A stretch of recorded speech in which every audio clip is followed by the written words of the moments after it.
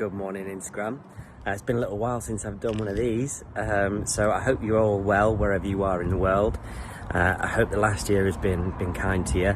I've not been on Instagram or social media so much just because I normally document all my travels and where I'm going and what I'm doing, and in the last year I haven't been on a single flight. In fact, I don't even think I've had a proper holiday or been anywhere. But today I thought I'd start up the Instagram stories again because I'm going to be jumping in a campervan and I am going to be going around Scotland, kind of up the west coast towards the north, and we've got about 7-8 days of driving around, which I am really looking forward to, and this is the start of it. Oh, hello, and this is my little pooch. Hiya. Oh, have you missed me? Where have you been? So here she is, a little bit of a beast, isn't she? At almost 8 meters long, this is going to be interesting to drive. But you know what? Let's get off and let's get on the road.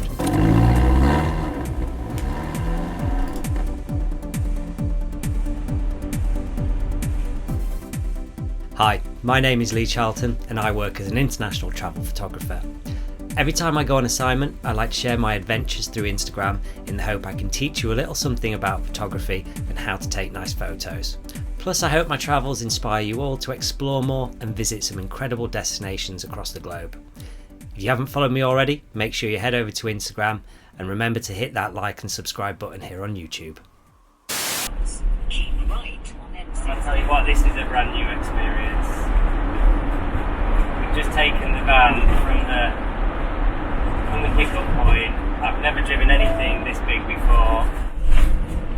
We're doing 60 on the motorway and it feels like I'm driving a HGV. Just 90 minutes drive out of Manchester and it already starts to feel like a different country. The infamous M6 motorway has lost its harshness and I can recommend you make time for a quick pit stop and cup of tea at T-Bay Services, which is said to be the best in Britain. Well, 3 hours later, we have made it to Scotland and made it to a little place called Moffat. We are just out stretching our legs at the moment. Drive was easy, didn't piss anybody else off on the road. I mean, it did feel like I was driving a HGV and I should have had some extra license or something. But yeah, all good. Just going to have this little walk and I grab some dinner and then going to head over into the town, which is just behind me over there now. Moffat is a quaint little town just over the border into Scotland. The kind of place where you buy your groceries from a corner shop and not a supermarket, and where all the pubs seem to be dog friendly. Best of all the campsites are within easy walking distance.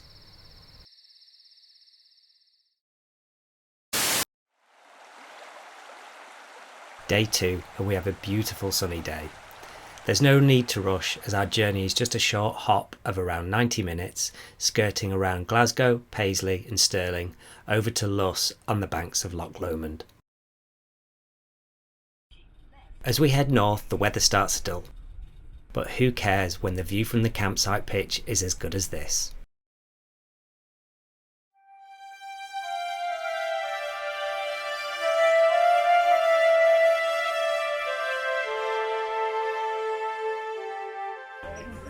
So here I am in the lovely little village of Lochs, which is on Loch Lomond. We've just been down in the Loch Lomond Arms and had one of the local beers down here. Now feeling a little bit tipsy, but you know, it's all good. You've got to sample the local produce, and as you can see from this beautiful little place, it's very quaint, lovely little houses, great place to visit. Go and explore.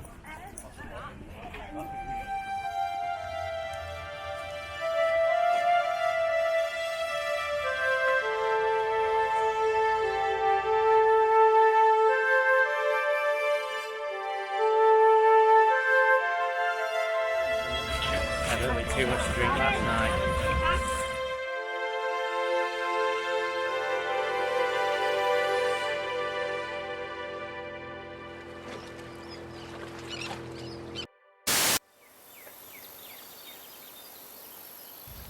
Well, this is much more like it. The sun's come out today, the little man and I just having a walk along the side of the loch on the beach. I think today's going to be a pretty good day.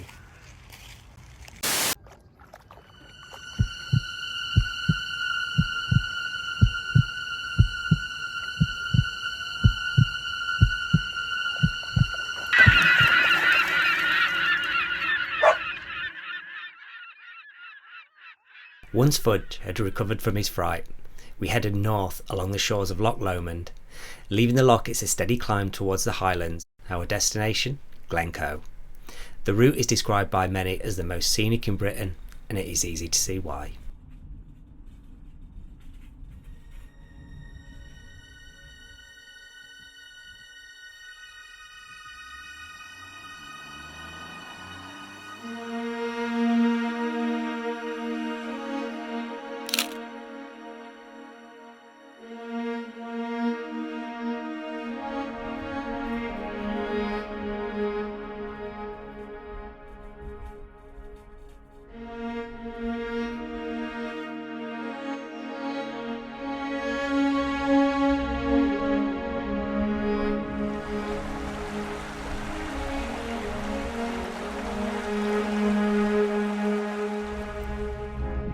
Hey, say hello to the camera. Look, we're on a chairlift. We're in Glencoe Mountains. You've got to stay still. Stay still.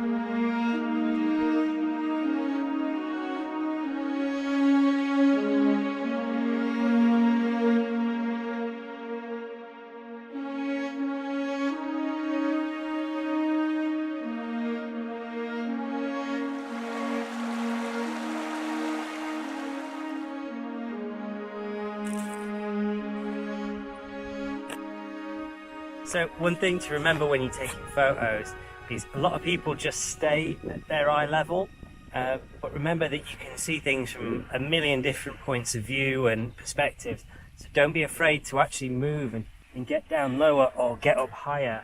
What I'm going to do now with this scene in front of me is this shot will have been taken a million times already, because we've got this beautiful white little building here with the mountains behind. Everyone will have got that shot. So I'm going to maybe get low and kind of shoot through the grass or these pretty pink purple flowers just here, just to give it a different element, a little bit of foreground interest.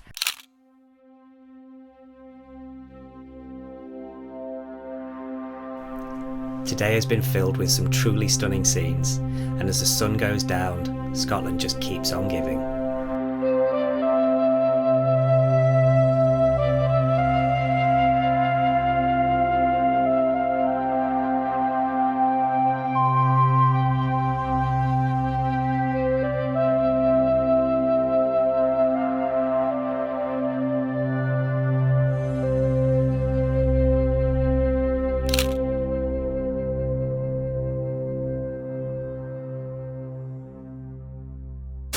Our original plans on leaving Glencoe were to turn left and head down to Oban and the Isle of Mull, but for reasons I will explain later, we find ourselves turning right and heading towards Fort William and beyond.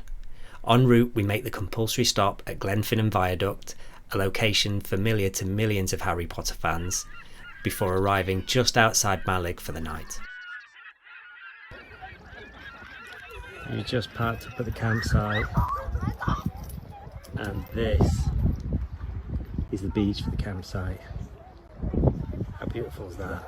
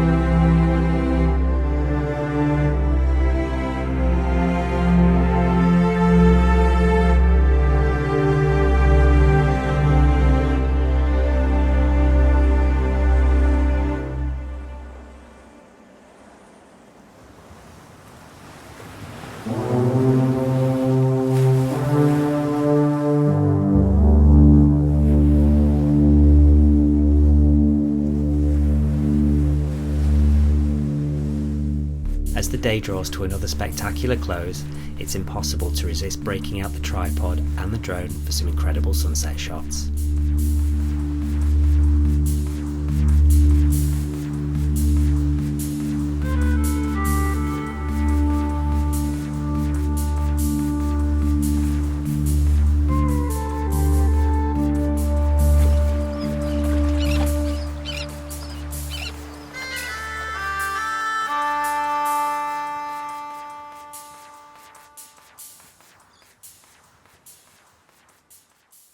So to get this sunset shot, I've just had to climb up this ravine here, across these rocks here, along this little mini peak for this view over the bay.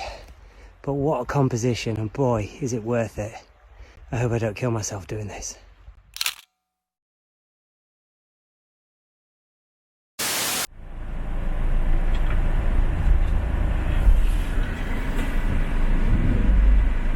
So here we are in Mallaig, just about to board the ferry over to Skye. I think the crossing is about 40-45 minutes or so. We've got another beautiful day as well today. It started off a little bit cloudy and misty, but the sun has just burnt that all away, and so hopefully we should have some good weather again.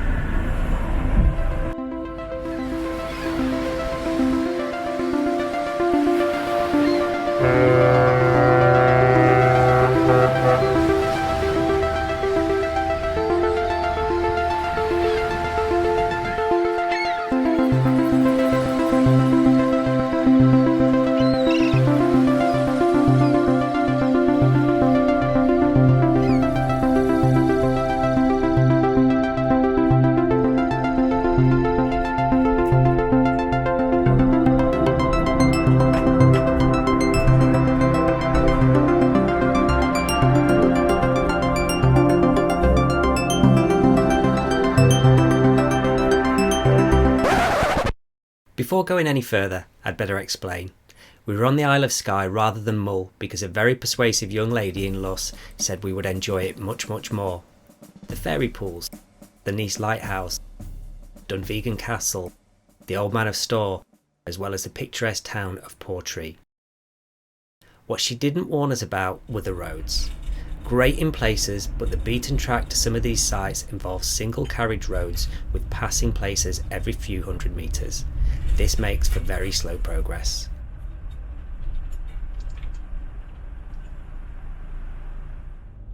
And well, when you meet another campervan. To make matters worse, we then discovered the fairy pools were a long hike from a very expensive car park, a walk that was just too long for a small dog with little legs. With time running short, we headed to the north in search of a campsite. Day 6, and it seems the weather has decided to not play ball. Dunvegan shrouded itself in mist, the Old Man of Storr in cloud, Portree in fog, and it was set for the day, stretching right the way down to the Skye Bridge and over to the mainland.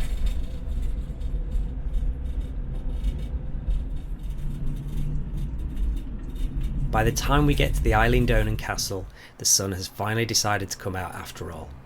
Actually, I'd have preferred a little more drama in the weather to suit the setting, but you have to work with what you're given.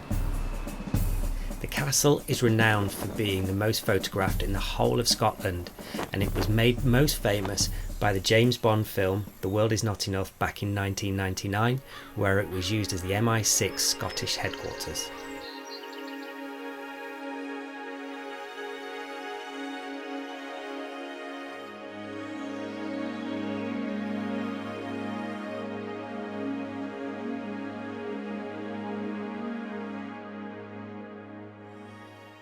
But there is no time for us to linger. Ahead lies a few hours of driving back to Fort William. This has got to be one of the most spectacular roads that I've ever driven down. It was a real pleasure. So back in Fort William, as we're going on the Jacobite Express, which I think most of you will know as the Hogwarts Express from the films Harry Potter. It's an old steam engine that goes from Fort William to Mallaig. And then an hour stop there and then comes back, so the whole thing's going to last about 5-6 hours in total.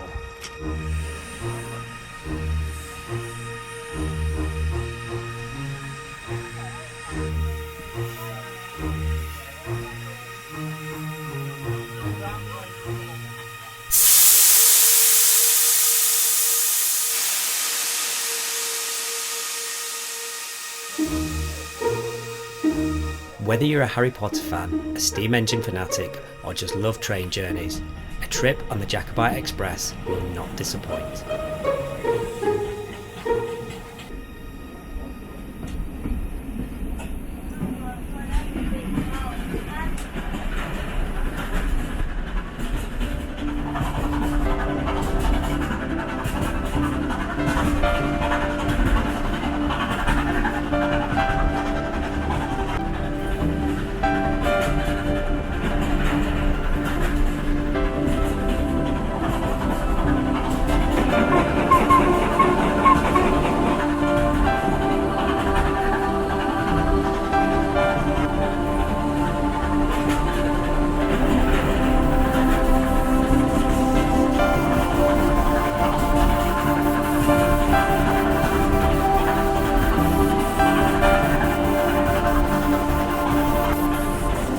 Probably won't be able to hear this, but here I am, Jacobite Express, not too far from Malig now.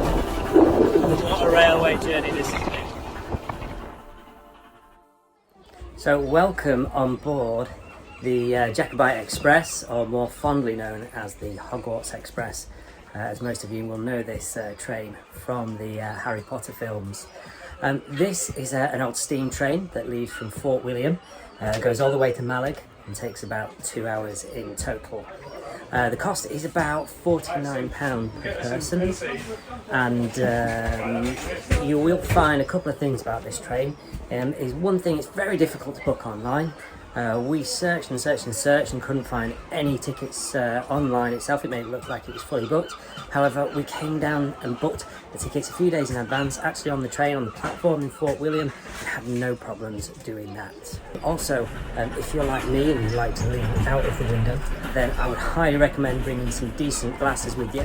Maybe some wraparound sports glasses, and definitely a hat, because as you poke your head slightly out the window, you are going to be pelted on occasions with hot bits of coal which have come out of the engine, and trust me, after a while it does get a little bit painful. This railway journey is one not to be missed. It has been classed as one of the best railway journeys in the entire world, and having just done one leg of it, I can definitely agree with that. It's one of the most amazing ones that I've ever been on. Our plans in Malig were to take a 1 hour boat trip to see the seal colony and puffins before rejoining the Jacobite Express back to Fort William. But today, the skipper had decided to have his day off. Our campsite in Fort William was on the banks of the River Lochs and overlooked Ben Nevis. Next door is Neptune's Staircase, a series of lochs that join the west coast to Loch Ness via the Caledonian Canal. Here you'll find a lovely pub, ideal for supper.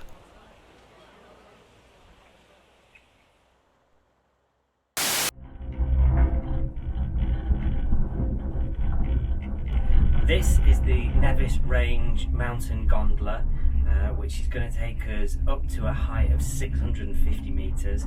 From the very top we'll be able to get amazing views of the Scottish Highlands, and overlooking Ben Nevis as well, which is the highest mountain in Great Britain.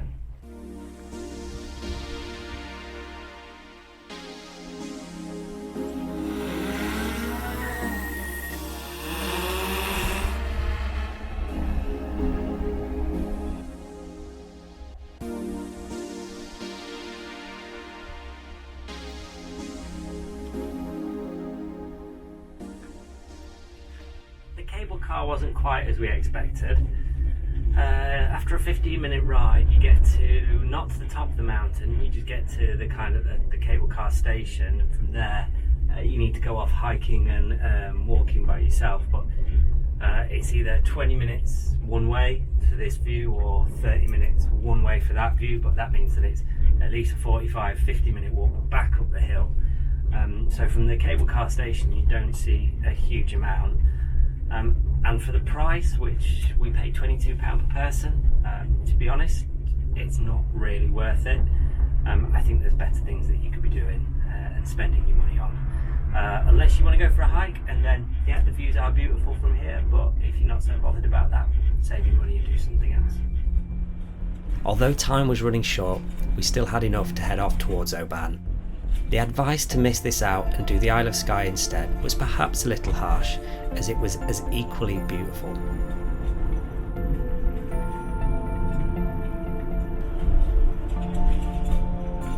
Again, we planned a boat trip to see the wildlife, but we arrived just in time to see the boat reversing off the pier, with the Island Mall beckoning in the background. Still, Oban is a great place to explore.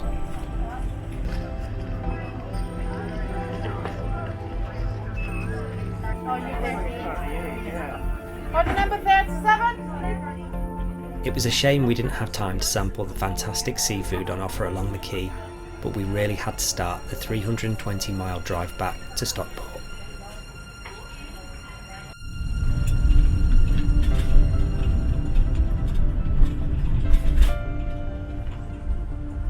As a holiday, we'd seen some incredible sights, stayed in stunning locations, and had awesome adventures. But what about motorhoming and campervans? Would I repeat the experience? Subscribe and join me in the next video for the full lowdown.